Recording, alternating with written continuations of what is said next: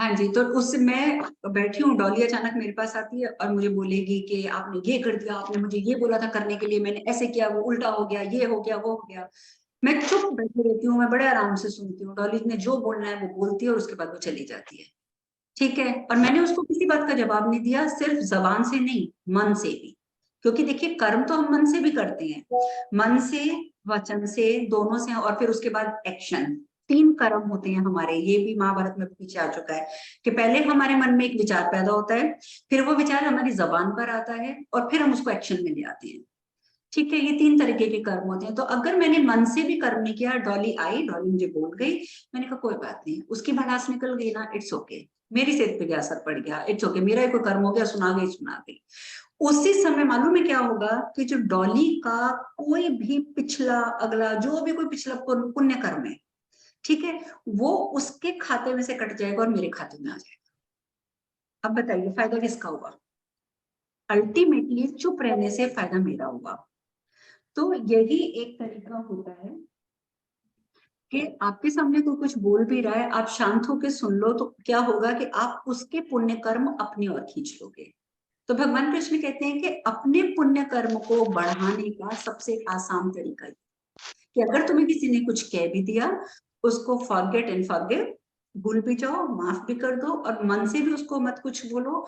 तो क्या होगा कि उसके जितने पुण्य कर्म हैं वो, अगर डॉली ने मुझे आकर बोला, क्यों बोल गई वो? मेरा कोई पुराना कर्म था जो गलत था, ठीक है, और डॉली के पिछले जन्म के बहुत अच्छे कर्म थे, तो इसी वजह से वो आके मुझे बोल गई।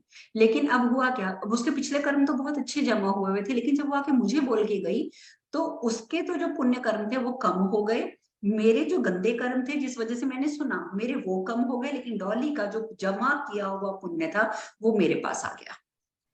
तो मुझे बेशक सुनना पड़ा, लेकिन मैंने अल्टीमेटली उस पुण्य को कमा लिया। तो ये तरीका होता है अपने पुण्यों को बढ़ाने का और अपने पापों के क्षय को करने का। अपने क्षय करने का मीन्स उनको खत्म करने का, ये सबसे आसान तरीका होता है।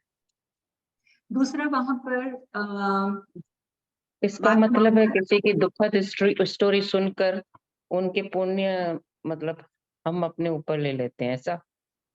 नहीं, स्टोरी नहीं सुनाई मुझे डॉली ने।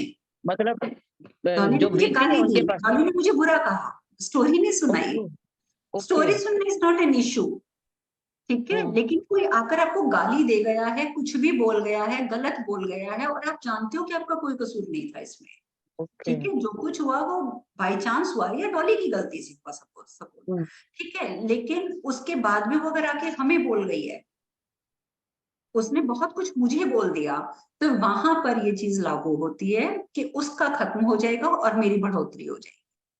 ठीक है, खाली बातें सुनने से नहीं होगा, वो अपनी जबान से गलत शब्द बोल के गई है, तो वहां ये समस्या आती है। ठीक है, तो इन चीजों की तरफ आपको ध्यान रखना होगा, तो इससे क्या होता जी। है कि आपके पुण्य कर्म बढ़ेंगे। मतलब जो भी कोई बुरा भला कहे तो हमको कुछ जवाब नहीं देना है, चुप करके सुनना है। हाँ, क्योंकि कोई आपको भला बुरा कह रहा है तो वो इसीलिए तो कह रहा है क्योंकि आप उसको कह के आए हो पिछले जन्म में, ओके। है ना, और जब आप कह के आए हो तो आज अगर सुनना भी पड़ रहा है तो इट्स ओके। जिस दिन आप अपने अंदर ये एक्सेप्टेंस ले आओगे कि मुझे फलाना बंदा ये बात कह रहा है तो ये मेरा ही कोई पुराना कर्म है, उस दिन आपको तकलीफ नहीं, आप उसको टिल्सोगे नहीं, आप उसको गालियां नहीं दोगे, तो अल्टीमेटली आप उसके जमा किए हुए पुण्य कर्म अपनी तरफ खींच लोगे। ओके। ठीक है, तो ये सारी चीजें समझने की होती है, बट ये कि उसको आप जितना ज्यादा समझने का प्रयास करेंगे उतना ही आपको आपको लगेगा कि लाइफ